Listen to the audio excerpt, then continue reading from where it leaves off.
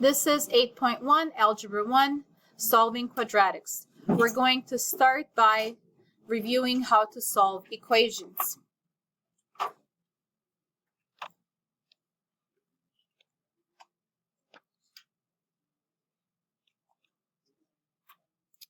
Step 1, we're going to add 18 to both sides.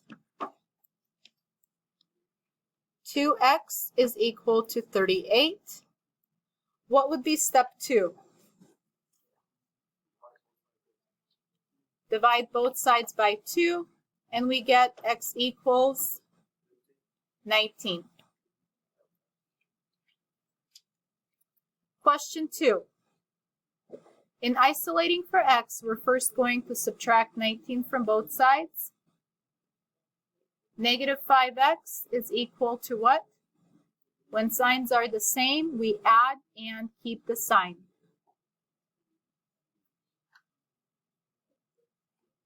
Negative 35. Divide both sides by negative 5. And x is equal to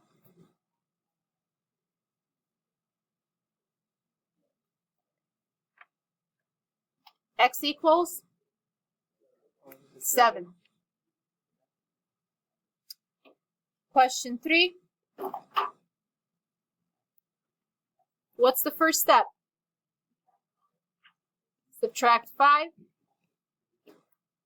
15x is equal to negative 35. Divide both sides by 15. X equals, here 15 doesn't go into 35 evenly, but we can divide both numbers by 5, and we get negative 7 over 3.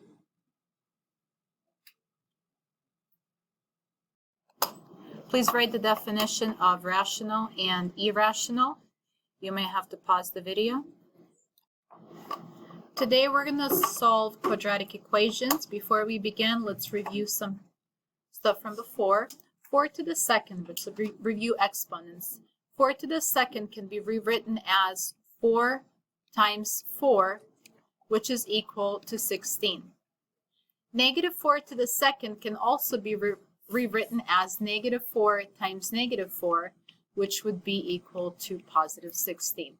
So both of them result in the same answer because positive times positive is a positive, negative times negative is a positive. It says here, write a sentence describing anything you notice about the answer to the two problems. So we can say the answer is the same. Let's look back on our first example. We said that 4 squared is 16 and negative 4 squared is also equal to 16. But is there a number that can be squared to give the answer of negative 16? Is there a number that we can multiply by itself to get a negative answer? No. So when you're looking at what is a square root of 16, we would say square root of 16 is just 4, right? 4 times 4 is equal to 16. What's the square root of 25? 5, because 5 times 5 is 25. We can't say the answer is going to be negative 4 or negative 5 because that's not going to result, well, that will result in positive 16.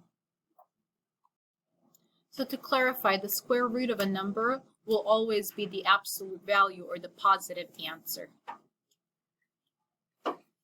Taking square roots. To take a square root of a number, you're asking what number squared gives this number. So to find the square root of 16, we're asking what number do I multiply by itself to get 16? You could say that that would be either 4, and here it says that it could be a negative 4. When you see it like this, to simplify square root of 16, we're just going to say the answer is 4. But when solving an equation, a quadratic equation, we will have two answers.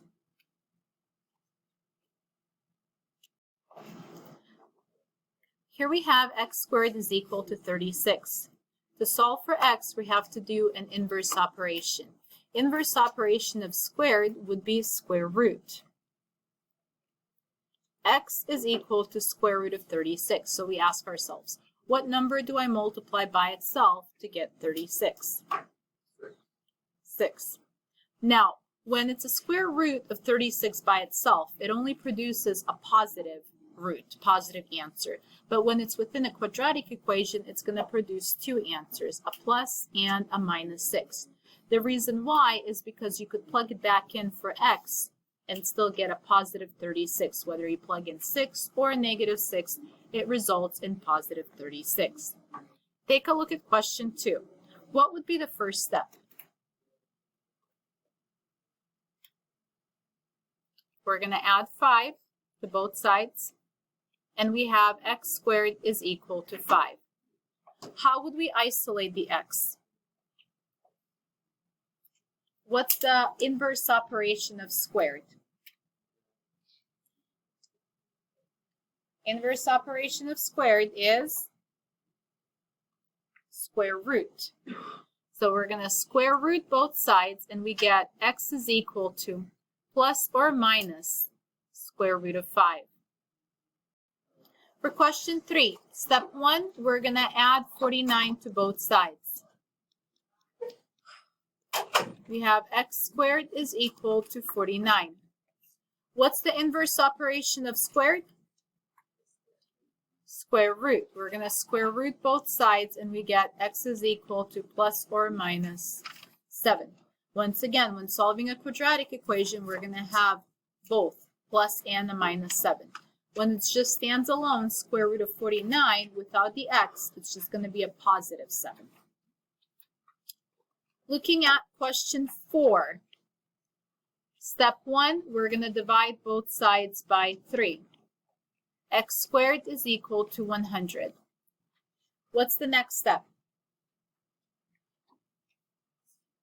Square root. Inverse operation is square root. And square root of 100, what number multiplied by itself is 100? 10. Plus minus 10. To solve question 5, we have x squared divided by 2 is equal to 50. To start isolating x, we're going to first do the inverse operation. Since we're being originally dividing by 2, we're going to multiply both sides by 2. X squared is equal to 100. To isolate x, what do you need to do? Square root, square root. X equals, same as the last one, plus or minus 10. Go ahead and try example 6. To solve question 6, we're first going to divide both sides by 5. Dividing by 5 results in 25 is equal to x squared. Inverse operation of squared is to take a square root. What we do to one side, you do to the other, and x equals plus or minus 5. Question 7. Step 1, we're going to subtract 6 from both sides. 2x squared is equal to 52. What's the next step?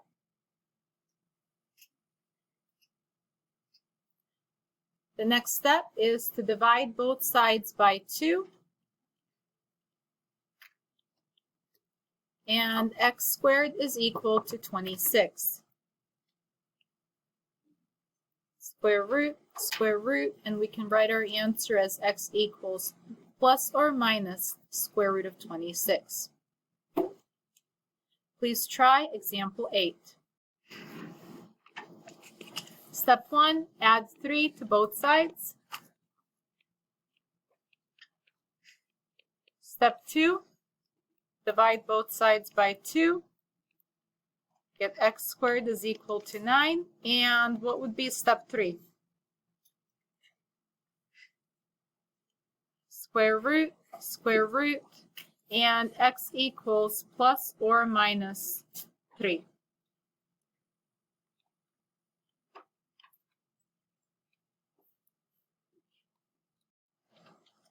For question 9, we're going to do something similar.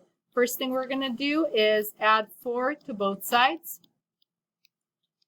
We have 1 over 4, x squared is equal to 16.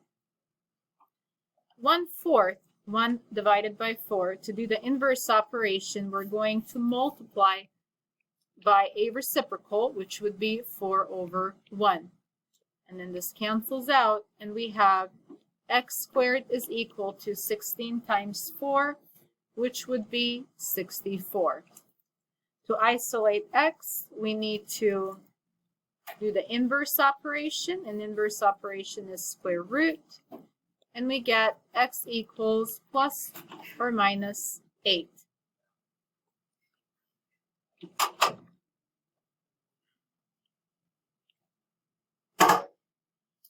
Please practice by doing question 10. For question 10, step 1, we're going to subtract 6 from both sides. 1 over 12, x squared is equal to 0. To isolate x squared, we're going to multiply this by the reciprocal.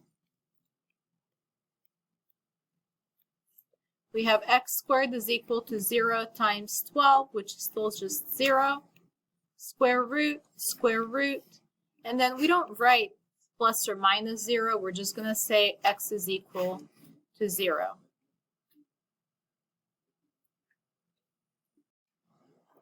Question 11, step 1, we're going to add 5 to both sides.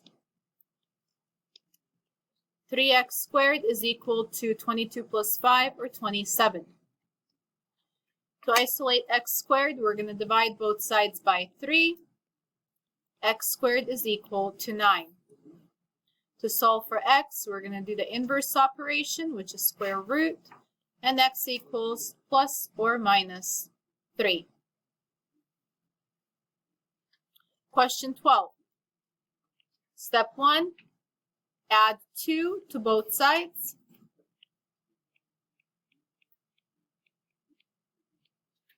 What's the second step? Divide both sides by 4. X squared is equal to 28 divided by 4. 7. Square root, and x equals plus or minus square root of 7. Square root of 7 would be that number that we would call irrational. All right? Because you can't square a number and get a negative number, there is not a solution to the question square root of negative 16. If you ever have to take a square root of a negative number, the answer will be no real solution. So as we solve these next two questions, keep that in mind. So if I divide by 2, I get x squared is equal to negative 16.